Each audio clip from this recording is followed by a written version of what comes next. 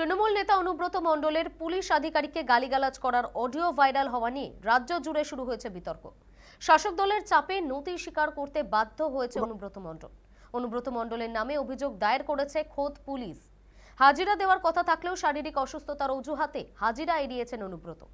একদিকে যখন অনুব্রত মণ্ডল বিতর্কে উত্তাল রাজ্য, তখন জলপাইগুড়ি জেলার ট্রাফিক ওসির ভিডিও ভাইরাল হলো। সড়কের ওপর লরি চালকের সঙ্গে বাগবিতণ্ডায় জড়িয়ে যান ট্রাফিক ওসি। লরি চালক বিজেপি করে শুনে বিজেপির নামে গালিগালাজ করলেন ট্রাফিক ওসি, আর সেই ভিডিও ভাইরাল হতে পুলিশের বিরুদ্ধে সরব বিজেপি।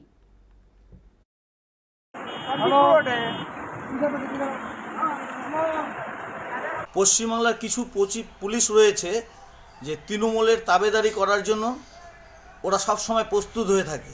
তৃণমূল যতই তাদের গালাগালি করুক না কেন, মা বোন বউ তুলে, তবু তারা কোনো কিছু তাদের করতে পারে না, তাদের করতে সাহস দেখাতে পারে না, কারণ তাদের মেরুদণ্ডটাই বিক্রি করে রেখেছে তৃণমূলের কাছে।